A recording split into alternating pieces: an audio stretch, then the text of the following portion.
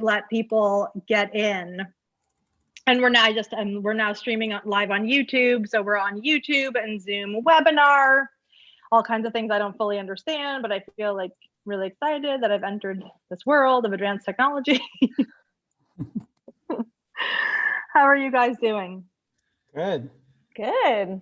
I got the notice that my ballot was accepted and will be counted. So that was exciting. That's such a big deal. Oh Yeah. my gosh. I know. It's so amazing. I feel like I like love it. Everyone's posting on social media, like mailing a ballot. I've always enjoyed voting, but this one just feels so exciting. Yeah, it's true. Everyone seems excited, like just pumped in the way that we should be. The way that we should be about executing our democratic rights. Okay, so everyone who's joining, welcome.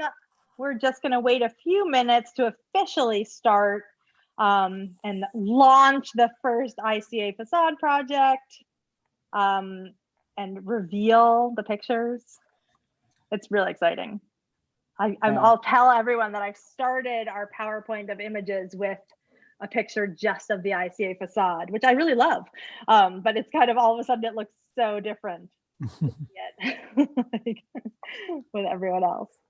All right, what is happening here? Okay, great. We're just going to wait a couple of minutes. I'm going to say at like 6:04, we're going to start. Amir, do you have new work in your studio if I decide that we should look at it later tonight? Oh my gosh, you do have new work in your studio. It's a revolving door over here. Yeah. Oh my goodness, that looks incredible. These are brand new paintings you've just finished? Yeah, this is for my show in January at Denny Dimon Gallery in New York. Oh my gosh. Well, compared to the the fire drill I just put you through, that's like a really long, luxurious time frame. Yeah, well, it was supposed to be in October, so I had. Oh gosh, yeah, I understand. When are they getting picked up to go to New York? I think like December 25th. Oh my Or gosh, I guess the 24th. That's amazing. Maybe, hold on, stand to the side and just tell us for a second, just lean to the side. Tell us for a second what we're looking at. These are 3 new large works. So we give our people who are waiting for us to start a little preview. Preview. Yeah, preview. So this show will be a continuation of the show that I have up now in LA at Shulamit Nazarian. Awesome, which is a beautiful show. Yeah, which is connected to the large piece that we have at the ICA. So similar to all of that work, each piece is started by a line of text. That's a life lesson or a parable that I want to teach my son. Yeah. So that was, I mean, we'll get into this a little bit, but just so everyone knows, I think a lot of people are familiar largely with your veiled figures, which is kind of the work that has really propelled you to visibility and success in many ways in the art world. But this transition to working with text is pretty new. Yeah. I mean, I've been thinking newish.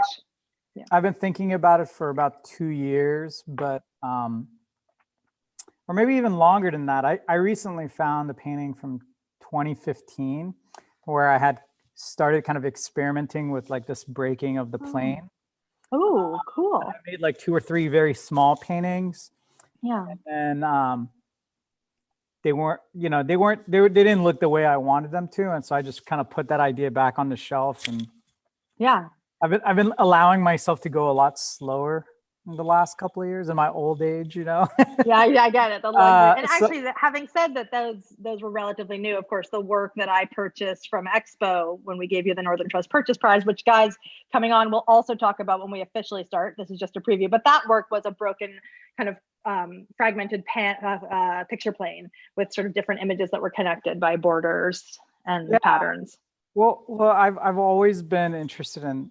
I'm actually, interestingly enough, I'm pretty soon I'm going to start doing a painting of Kaisa. She oh, no way. Yeah, she generously virtually posed, her husband and her posed for me for a portrait. So in the middle of the quarantine, we kind of went back and forth via email. And so she set up the still life herself with her, and they both posed for a painting, which was the first time I'd ever done it. you Oh my know, gosh, virtually. that's amazing. But yeah, it worked out well. So I'm That's just really cool. I mean, Yeah. like a whole other conversation for us to have with other people is sort of how artists are navigating this isolation. And like, how does it shatter some of the sort of standard mechanisms behind your practice? And how is there a workaround? And like, does it or doesn't it work? Yeah. Well, I mean, the previous body of work solely relied on me going to people's homes and like Right. rifling through their stuff and being in contact to them and touching them. So this is like my worst nightmare. Thank Right, God I had exactly. another body of work in the works. Thank Otherwise, goodness. Seriously. I would have been No, screwed. it's true. Okay, I feel like now we can stop our private chatter that we've enjoyed sharing with everybody else. And it is 6:05. We have some participants on. So I'm going to go ahead and officially begin the ICA San Jose launch of our inaugural facade project with Amir H. Fallah, the facade project. Welcome to everyone who is joining us virtually. I so wish that we could be down in front of the ICA, sort of standing there and celebrating, because it has been a literal transformation. So let me just say, welcome to our members, our project supporters, our new friends. I am Allie Gass. I am the Executive Director and Chief Curator at the ICA San Jose. I have been on the job, I think it's officially 4 months now. So I took the position sort of mid-COVID, knowing that it was a really challenging time for so many arts organizations. And I feel really grateful to the staff of the ICA, the supporters who have believed in the project, the members of the ICA and the ICA board for standing behind a kind of idea to just quickly take a left turn in terms of our programming and turn our attention to the exterior of the building. This project was really conceived in many ways in response to the realities of COVID, the fact that people can't go inside galleries, that we've had to change and shift around and in many cases even cancel projects. And I know you know about this, Amir, that were on the books. But in some ways, it's also a chance to really think about the power of breaking outside the walls of the gallery space and into the urban sphere and taking an artist practice and offering them a chance to sort of respond to the architecture of our building, the streetscape of downtown San Jose, and hopefully create a project that people can stumble upon in many ways. So I am here joined with artist Amir Fallah, who's sitting in his studio in LA. A little bit later, we're going to be joined by Kaisa Johnson, who is part of the group Artists for Democracy, that's also doing an extraordinary initiative to get out the vote. So before I kind of get in a little bit to how Amir and I got to this project, and then I will quickly show you the PowerPoint of how this was created, I want to give a little bit of a shout out to Amir himself and tell you something about him. Some of you have heard me say lots of this again and again. Amir H. Fallah, born in 1979 in Tehran. Just put your age right out there for everybody. Lives and works in LA. He received a BFA in Fine Art and Painting at the Maryland Institute College of Art in Baltimore and an MFA in painting at UCLA. He has exhibited extensively in solo and group exhibitions across the United States and abroad. He received a Joan Mitchell Foundation Painters and Sculptors grant. He was in 2009 a participant in the 9th Sharjah Biennial, and he received the 2018 Northern Trust Purchase Prize at Expo Chicago, which is the prize that I gave you, and that's how we met. In 2019, Amir had a huge year. He was awarded a permanent public art commission by the Los Angeles County Arts Commission and won the COLA Artist Fellowship. He is also the recipient of the 2020 Artadia Award for Los Angeles, and his work is, of course, in permanent collections of museums across the United States. I really want to also thank the board of the ICA for supporting this initiative, and I want to thank specifically the inaugural facade project funders. Amir H. Fallah, the Facade Project, is generously supported by inaugural funders Pamela and David Hornick. Additional support has been provided by our inaugural Facade partners, Cheryl and Bruce Cadu, Brooke Hartzell and Tad Fries, the Green Family Art Foundation, and Applied Materials. And I can't thank all of those people enough for so quickly seeing where we were going with this and making it possible. So thank you. Okay, enough with that. Amir, I'm going to start showing our PowerPoint to begin to kind of show people what I asked you to respond to when I called you. And I think the New York Times forced us, when the New York Times did a really amazing article that we're so excited about, they sort of forced us to go down our memory lane and think about when we first talked. And I think we agreed that I called you on July 28th, having met you, sort of begun to talk to you in 2018 when I was still in Chicago, and beginning to think about what we might do together. And the timing suddenly seemed right. I got to San Jose ICA, to the ICA San Jose, and immediately started thinking about the facade. And I sent you, I think, a picture that looked somewhat like this. This is the ICA, of course, before the Facade Project. And I think I originally said to you, like, maybe a mural, and you could kind of respond to the windows. And can you tell me a little bit about what your thoughts were at that crazy moment? You know, I was interested because I have an interest in murals in general and in public art, but I wasn't sure exactly what part of the facade you were speaking to. So I thought maybe on the side of the building, or I wasn't really sure, honestly. Yeah, I think we weren't sure either. I think yeah. we sort of knew we wanted to do something. And I should say that the reason I called you was because it felt very important to me in this moment of COVID, in the immediate moment responding to Black Lives Matters initiatives after the murder of George Floyd and others.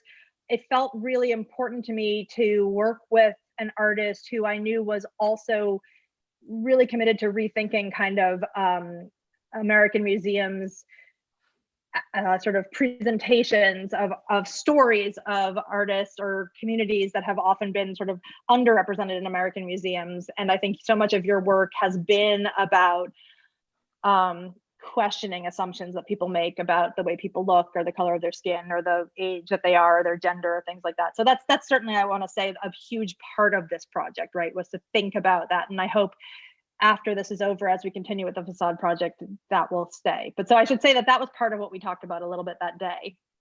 Yeah. At first I thought, oh, she probably just means like something above the door. I was thinking kind of small because right. the turnaround was so quick. But then when we got on the phone, I was like, oh, she's like not messing around. This is gonna be like a huge, gigantic billboard. So then I started thinking about,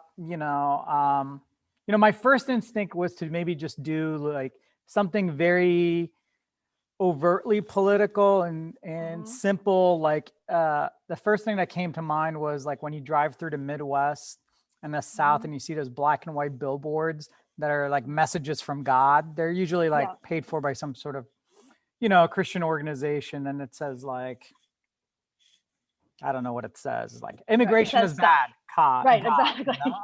Whatever it says, don't get abortions, God, Right. And I was thinking like, well, what would my version of that be? Like just this like big message that was political that I wanted to share. So that was my first instinct. But then what I realized was that it felt a little bit too, I didn't want to make something that was just purely preachy, like that just had like a powerful message, but didn't have anything to do with like art or also what I'm doing in my work. Because in my own work, I'm always trying to straddle this fine line of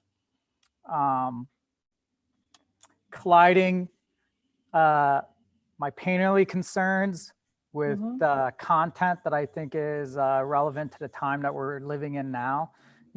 I'm a big believer in making work that reflects who I am and then who we as people are, and different experiences that we're experiencing. So it always starts with the personal, but I'm always hoping to make something that a very broad audience can kind of relate to it, or has some sort of entry into. Yeah. So I know we at first, you were like, oh, we could even take one of your paintings and just blow it up. Yeah, that was what I was thinking, right? Because I will say it was really important to me to pick an artist and give you a chance to make your work, but turn it into sort of a public art site-specific response. Because I know initially you were sort of suggesting possibly just using text, and then you came to this idea of kind of continuing the practice you were doing. And I think very much I'm thrilled with where we ended up, because it does feel sort of like the work you're making, but pushed in some ways to a different scale and a different visibility of the text too, which we'll see in a second. Yeah, I mean, at first I was thinking something more simple, just to meet the deadline. But I'm unfortunately, for better or worse, I'm a maximalist in every sense. So I can't do something just simple with like text. I can't. No. I always end up, the projects just keep getting bigger and bigger and more complex. And maybe we should let people see how big and complex it got, and then talk about it. So this is last week, maybe earlier. Yeah, last week. This is where we landed. We landed on this is in progress, guys. I'm showing you this we'll get to the reveal in a moment.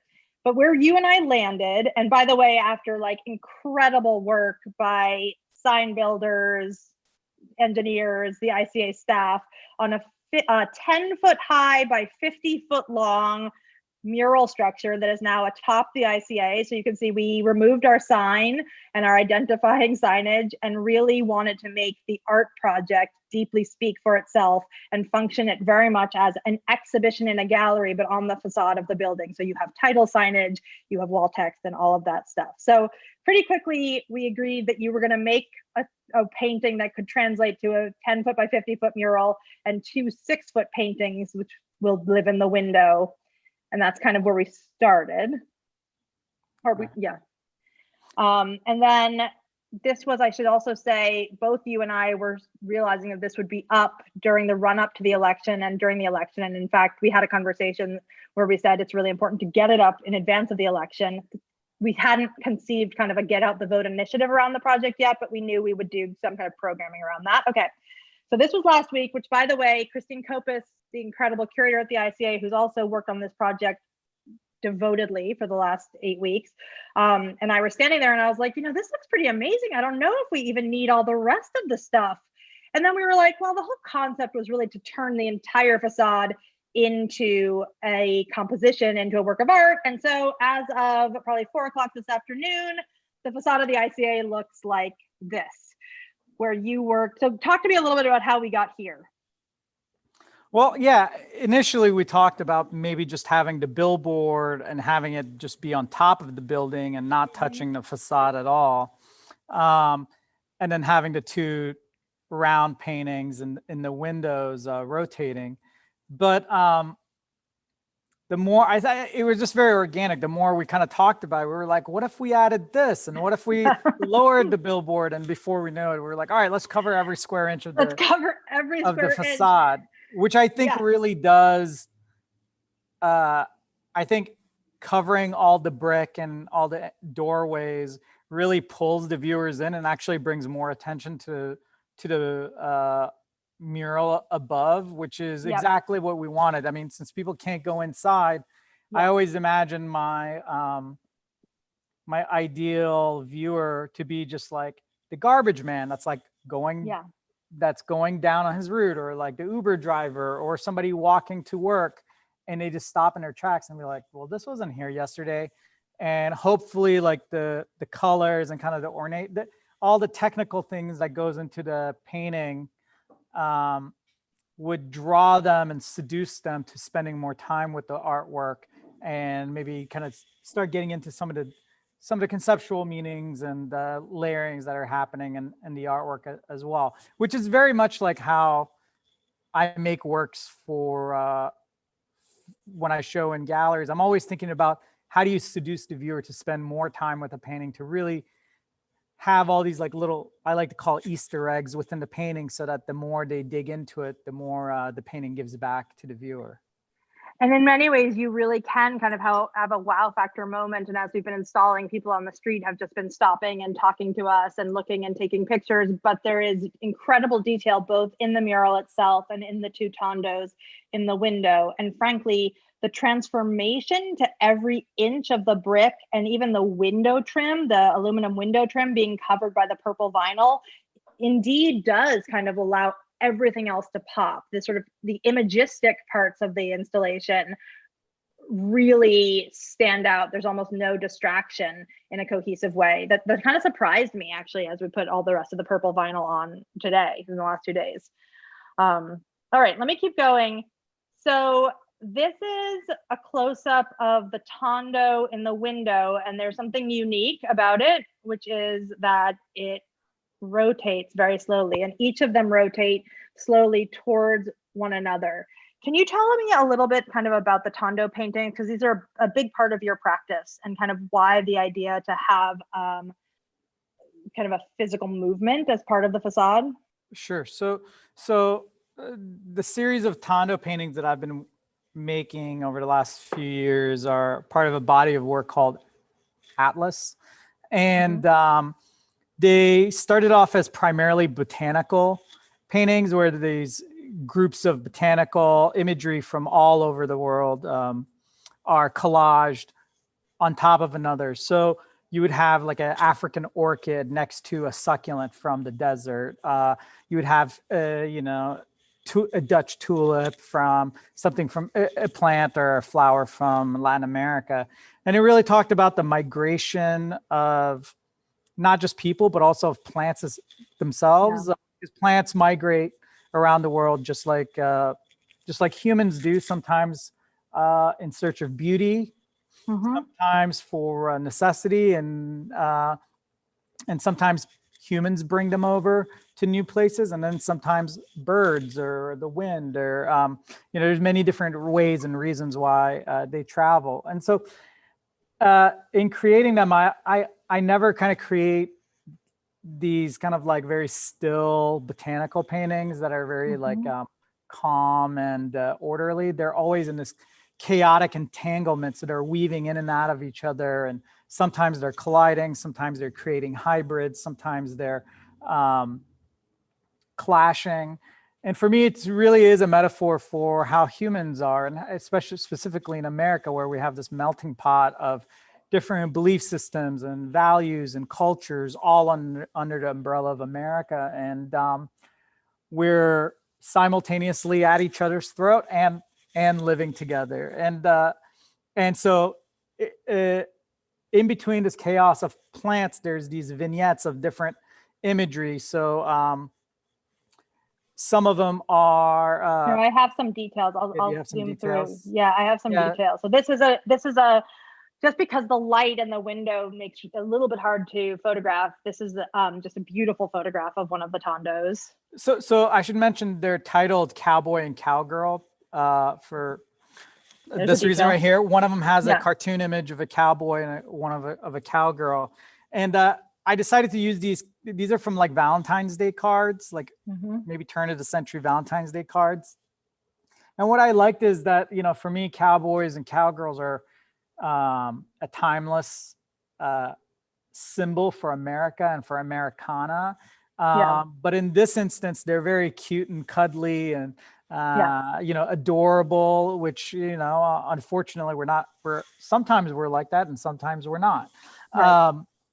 And so but it's certainly like a kind of a stereotypical American identity idea that definitely holds over in some ways. So can you go back to the other images? So mixed in with all the plant life, there's a wide array of references. So from the Persian miniature horse to the logo of the Black Panther Party. I don't have the Black Panther, but well, you can see it in the zoomed out top.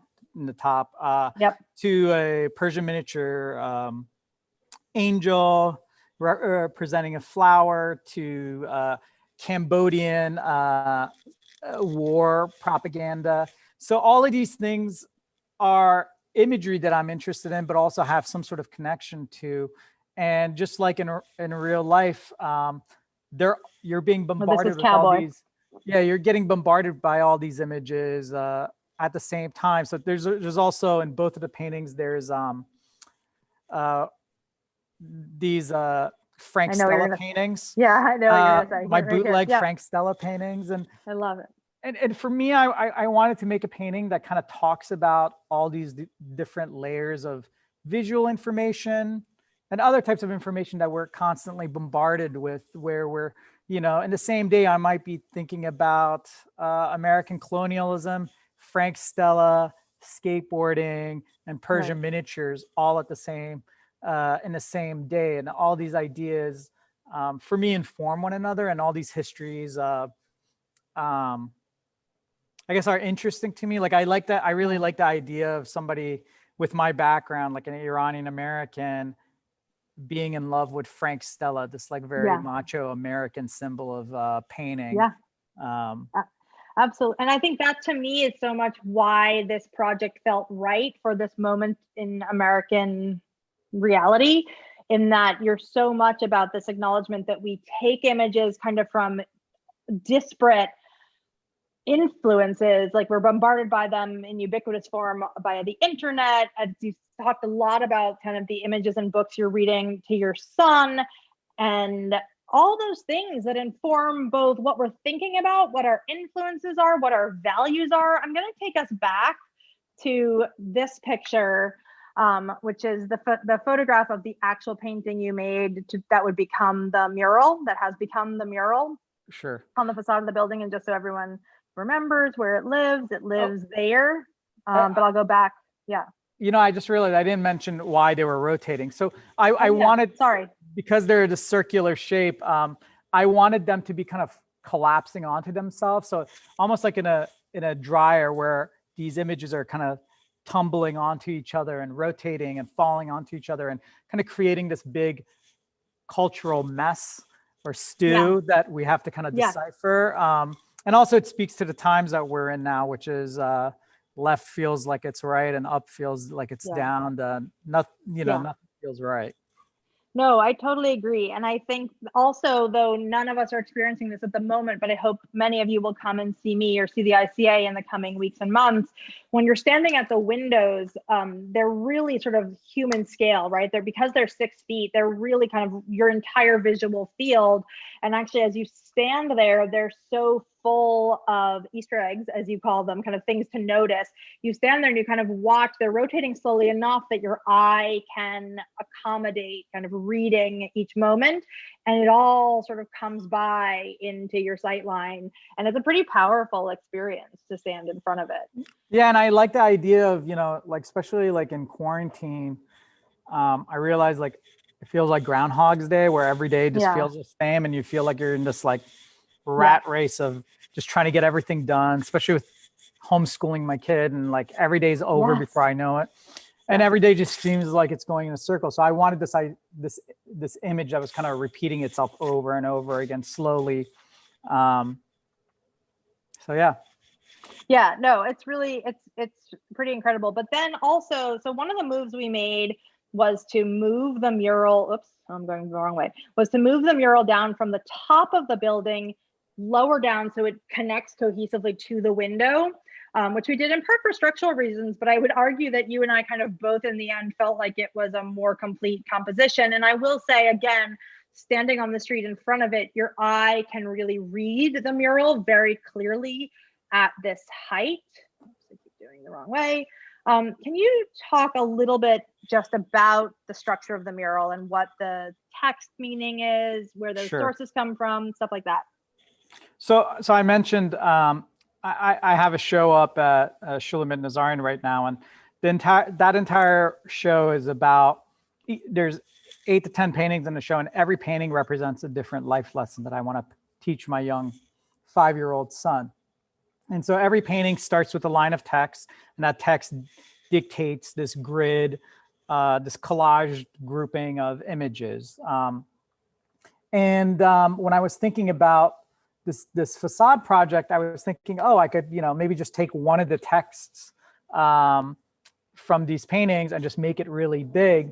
But then when I decided to expand the project, I realized it would make a lot more sense to maybe take several of these messages, because I feel like things have really come to a head in the last 6-7 months, however long we've been in lockdown, where politically, environmentally, socially, there's so many things going on all at once that I felt like all these messages, they started feeling like almost like protest chants, or like demands, or warnings. And so in the paintings in LA, the text is actually very obscured in the paintings. They're not the first thing that you see. But in this work, I decided to make the text look very hand painted and also really jump off the surface, because I wanted somebody to walk by and see this giant painting and then read the words, "Remember my child, nowhere is safe," and wonder what that meant, and think about the juxtaposition of that next to this drawing of the human anatomy, a nervous system, or these three hands that are about to touch each other, or they will smile to your face, in conjunction with the Persian miniature painting of this angel holding a spear. And I didn't really want to reveal too much. I wanted to really just stop people and have them question what the text was talking about, and maybe just slow them down in their tracks. Because again, things are going so fast right now. They're actually simultaneously going really slow and really fast. So it feels like there's like some sort of political meltdown or some sort of headline in the news that's horrific, but then also every day feels the same. So you have this like collision of like fast and slow simultaneously happening. Yeah, and I would say also that's partly why you felt to me very much like the right artist for this project, although, I had no idea where you would go with this commission, frankly. But it felt like there's an element that's deeply political, but it's not hitting you over the head in a way that can be off-putting. There's sort of a seductive quality to your color and to the brushwork, and I just want to come to a closer detail so that people can see the painting you've made in your studio that's been translated into this mural has been so beautifully reproduced that when you stand before it, you do see kind of all the nuances of brushwork. It's kind of hard to see again in reproduction. And I will just say, as someone who literally has dedicated my career to the idea that seeing art in person is superior to seeing it virtually, it's so painful that we have to do it this way, but we've made something, I hope, that does translate a little bit, and that many will come see it. So that felt very important, that there's something sort of delicious about the painterly the style of it. And then there are these texts, as you say, that can kind of be read in different ways, but they'll certainly stop you and ask and kind of ask you to consider. We went ahead and did sort of a traditional exhibition wall text on the panels next to the ICA doors. So the left is in English and the right is in Spanish, and there will be additional text in other languages that are very prevalent in San Jose on the doorway eventually, along with our COVID signage that we're working out right now as we think about reopening. But it felt very important that we kind of offer people at least a little bit of a way in to understand where you were working with this. Okay, so tell me a little bit more kind of about other elements of the structure of the painting. So another way that I was kind of thinking of this was this, as well as the work that's at Schulemitz right now. I think of this entire body of work as, although they don't feature me physically, they're very much about creating a self-portrait. So for me, this is a self-portrait of everything that I'm thinking about now. Like, one of the things that I've been thinking about quite a bit was all the environmental issues that we're faced with. There's the environmental impact of COVID. When we first went into quarantine, like in LA, they were talking about how the air quality has improved because there's no car. And that really makes you question, how many miles you spend on the road. And so thinking about issues like that led me down this path of, I became interested in Earth First, which is like an extremist environmental group. You guys probably remember, they famously set fire to a Hummer dealership, and which was, they were considered extremist terrorists, And not that I agree with setting anything on fire, but I thought, well, what's more extreme, setting a Humvee dealership on fire, or literally setting our entire planet on fire, or all of California? I mean, it's like literally everything on fire. Yeah, and and then you have the president saying we got to rake the leaves. So I was thinking about that because that happened quite a while ago, and what felt like an extreme warning and sensationalism then is now our reality. And then there's also the logo for the ALF in the painting, or not the official logo, but like a image of the human fist with the dog paw in the top right-hand corner. And so, that's a logo for the Animal Liberation Front, which goes and frees animals in testing labs. And it's seen as like kind of like again, in another extremist group. But then you look at like how COVID was started and how it was like these animals in unsanitary conditions, endangered animals that are getting eaten and abused. And now the entire world is shut down because somebody wanted to eat like a pangolin or a bat or some other exotic, or make, like boner pills out of it, or whatever they were doing. So that these like, a lot of these things that we do for creature comforts and convenience have real world implications, I think that's incredible. That's really true. And that's why I sort of love going through the iconography of your work with you, because just like the text in many ways, there's various points of entry. And I think they're both very personal, coming from sort of things you found or things you've read to your son, and very universal, thinking about the reality of the world we live in. So I want to move us along to talking about the real kind of real world reality component that came later in some ways as part of this project. And I'm going to invite Kaisa Johnson to join us, on our Zoom webinar. Kaisa, can you make yourself seen, please? There she is. So thank you so much. I just want to do a quick introduction for you. Kaisa Johnson is an artist whose drawings, paintings, and installation draw from science. She has exhibited widely, both nationally and internationally, including at the Aldrich Museum, the Tang Museum, two of my favorites, and the National Academy of Science. She believes that people can make a real difference through civic engagement, and currently serves as Artists for Democracy's president. So thank you, Kaisa, for joining us. Thank you for everything that you're doing. Thank you so much. Thank you for having me. I want to get into a little bit more about what Artists for Democracy does and talk about kind of the trend that we are definitely part of here. Hold on, I'm being told I should exit out of the share screen for a second so we can add Kaisa in. Oh, can everybody see her? Yeah. Okay, great. I'm going to share my screen again. Well, I'll share my screen in a second. But what I'll say is that I'll share it now. Sorry, a little bit of technical maneuvering. Okay. Can everybody see Kaisa? She disappeared for me. Do you see her, Amir? Nope, I don't. Oh, there she is. Yeah, she just came back.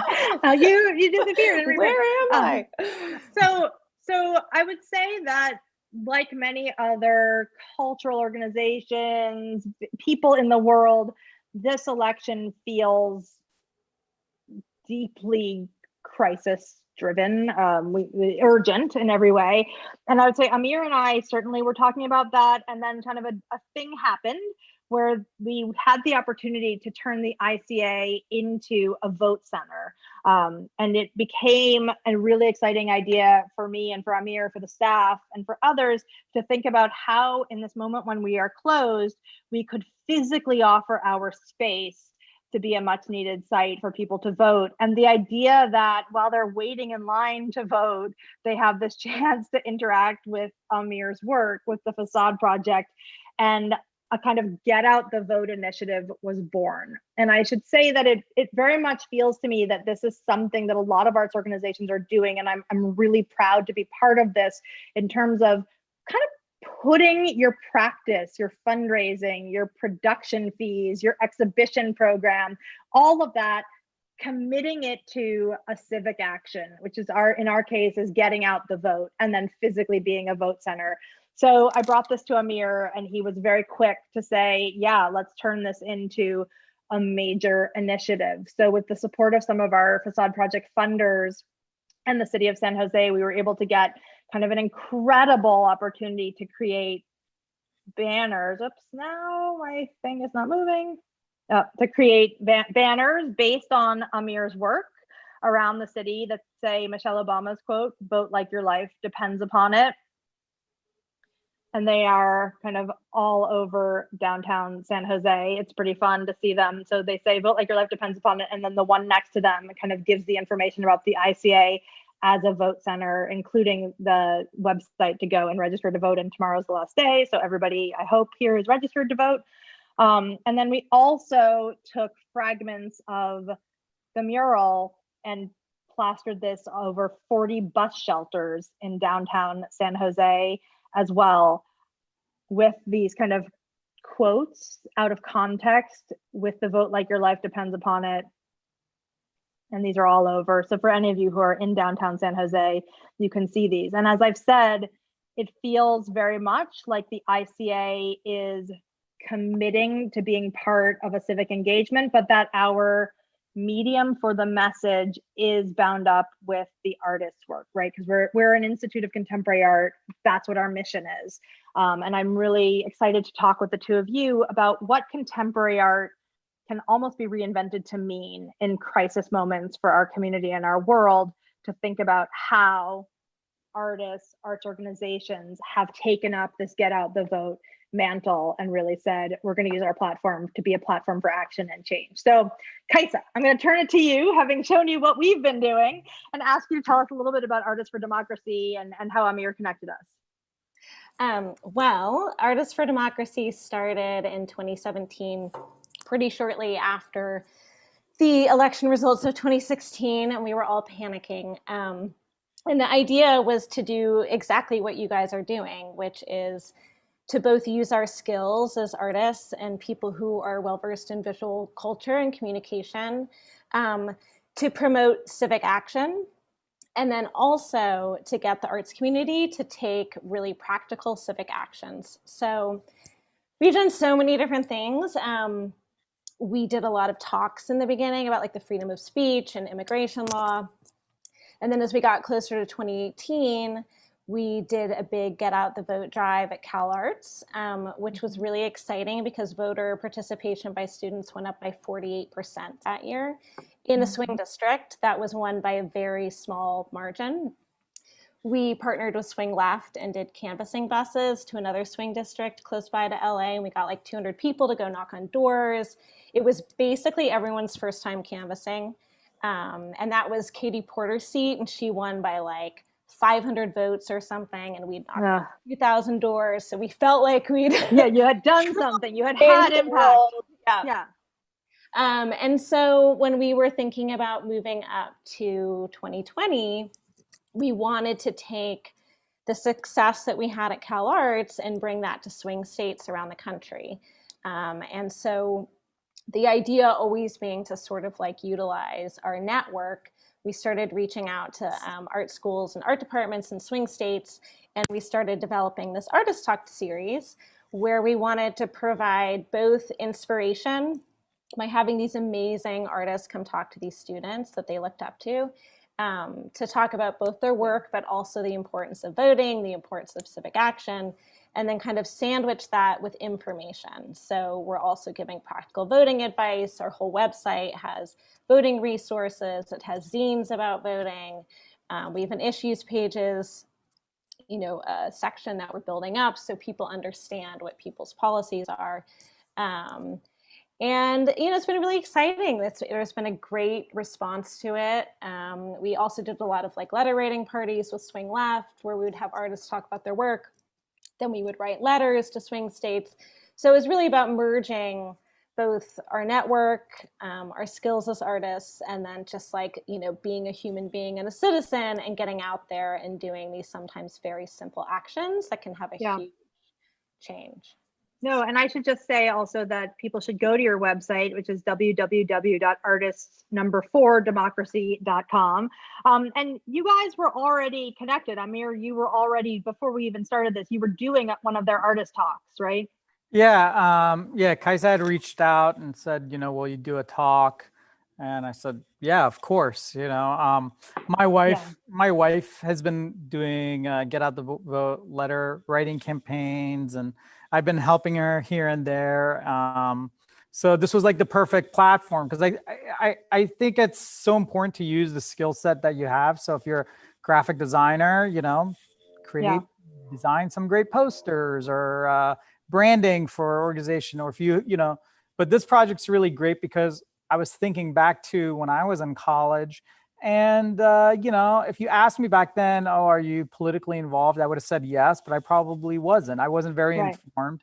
And I feel like if there was a lecture by an older artist whose work I admired, I might be more inclined to, get active. I mean, it's at that age, you're so distracted by whatever you have going on that it's important to see, these little reminders. And I think that it's a great project because every week they have like a great artist doing a talk, and I've been watching them. I have too. They're amazing. Yeah, they're fantastic. Yeah, and they're not like overtly preachy, so that's the thing that's great, because they're about the artist's work, but then they sprinkle in some activism, which I think is like. Which is, I sort of feel like where we landed, I hope, in a funny way, because I agree, like you, I have always said, oh, I'm a curator who's really committed to like the social and political connection between artistic practice and the world. And that's why I love contemporary art, because it's about the world we live in. But I would say that it feels more urgent now than it ever has before to really live that, right? So to take the Facade project and turn it into a big get out the vote initiative in downtown San Jose. I'm showing, of course, a close-up of the button that I'm wearing, that we turned the tondos into a vote button. And Amir, I should just say, coming up as a curator, there's always been this, like, you don't put text over an artist's work. You don't put text over an artist's work. I don't mind. So, right, exactly. And like, I was a little even nervous when I first wanted to suggest the tondo. And you're like, oh, just put vote on it. And then put like, take props of the mural and put it all over the bus shelters. And because I feel like it feels like we're trying to do something. Of course, we believe in the power of art to shift perspectives, but in some ways, we're taking it a little bit of a literal step further with this initiative. Yeah, and also, I think you can't knock the idea of, if you make something very accessible or fun or even novel, even something as important as voting, it helps move things along, So like, I know Artists for Democracy, they did, that canvassing, where they went down to Orange County, right? Yeah, so Orange County. I didn't go to that, but I had so many friends I went to, and they were like, oh, it was like being in high school and going on like a field trip. And he said, it was so fun. Yeah, it looks fun. And like, why not try to make a positive change and have a good time while you're doing it? So I think anytime you can do that, it's important. I know, I agree. And Kaisa, let me ask you a question. Like, have you found any pushback from anyone being like, well, art doesn't have to be political. Art is there to be like inspirational for us and give us hope. I agree with all of that. But it also feels like, in some ways, I feel like you're squandering a moment. But I'm curious if you get any of that. I think, it's been interesting. Like, we're just sort of this very like open organization. Like, anyone who wants to come to the meetings can come. We're sort of like, people come in and out when they can. There's like a core of us who are basically there all the time. But the idea was also like, if you want to incorporate this into your work and use that directly, that's fantastic. And we're here to, like, we had a booth at Freeze where we did an open call for artists to like contribute things that were more multiples or whatever. And sometimes that, they used the way that they normally work, and sometimes it was completely separate. And like, I think that was really interesting and exciting. But then also to be a space where, if you're an artist whose work maybe isn't going to overlap in a way that you want to make it, use it in a political way, you can still just use like your body and your phone book and your networks and like engage in that way. I think that makes a ton of sense. Yeah. No, that makes a ton of sense. And I think that's what I have to say, like this vote button has like blown up on Instagram, in part because it's super beautiful and it's cool and it's a great painting. And we've been getting sort of DMs to the ICA Instagram page asking us to send them literally all over the country, which feels great. And in part, it's because Amir's work is wonderful and it's a unique like love of art that I think is fueling some people to want a button and then hopefully post it on Instagram and just begin to continue this idea of making artistic practice and the other things we're committed to in the world feel inextricably linked. It feels really powerful. You know, I also want to say that I've been really inspired by other artists over specifically the last year. I mean, I personally know one artist who can't afford his studio right now and is moving out of his studio, and he has probably raised $5,000 or $6,000, towards various campaigns. Yeah, and he's just been selling his own work when he doesn't have enough money to pay his own studio rent, but he's raising money for causes that he really believes in. And I feel like I have to give a lot of credit to fellow artists. They're really giving with their time, their artwork, with their money, towards causes that they really believe in. I mean, for me, that's really moving because when I see somebody that has a day job, can't afford their studio, and they're like giving away their artwork so they can raise funds. No, it's crazy. That makes me not feel like I can kind of like sit around and Yeah, I mean, I will say, involved. I feel like many of the museums that I deeply admire and curators and artists are committing to getting out the vote in ways that I've never seen quite like this before. Do you guys feel like there's something different happening in the art world right now? Yeah, definitely. Yeah. And I think that everyone feels this this moment is a real turning point, and we're sort of on the precipice of a big danger. And that has really spurred people to throw themselves in every way that they can into it. I agree. I mean, there are bus shelters and phone booths, defunct phone booths all over like New York City. Gabrielle Orozco and other artists have taken over with Get Out the Vote. Hank Willis Thomas and For Freedoms, of course, have been doing the billboards, and those have expanded, and it's sort of like an endless cycle. And it's exciting to be a part of it in a really meaningful way. And obviously, the Facade Project that I'm going to just go back. Oh, no, I'm not. The Facade Project, which I would just want to say to everybody on the Zoom, if you want to type questions in, we have people who are monitoring, and we'll take our last few minutes to answer any questions. But I want to kind of get back to the great image of the facade as we sort of begin to wrap up. But it feels really exciting. This project is going to be up for, we believe, a year in COVID land. We don't know exactly where our programming is going. So it will have a long life after the election. And I think what's really exciting for me about the ICA is because we're pretty small, we're pretty nimble, right? So we could take this turn and all of a sudden say, hey, Amir, you want to do a giant project on the facade?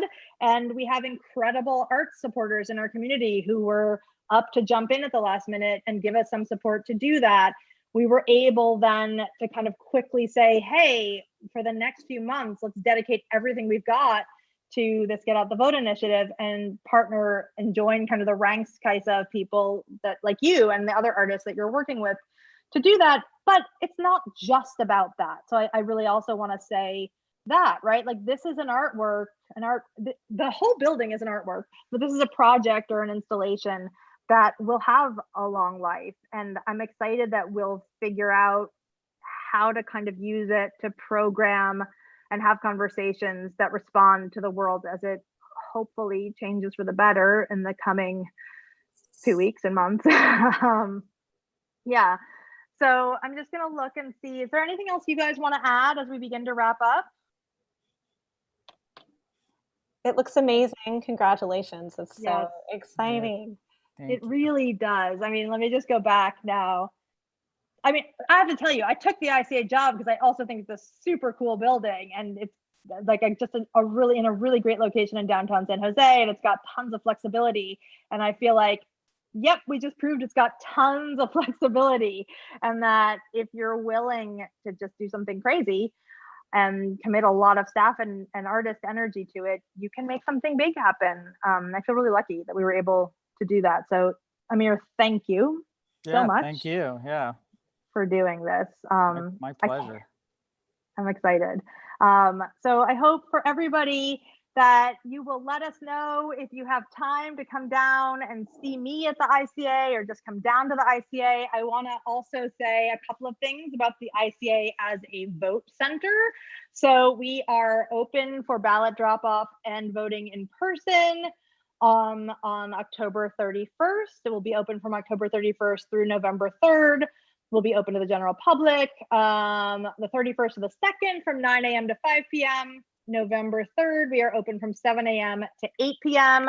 ICA staff will also be volunteering to both talk about the facade project, hand out our kind of goodie bag, which is a button, of sticker, a little Amir Fallah art pack, which has like a little coloring page and information for if you want to bring your kids down there. I'm bringing my kids, there's stuff to do.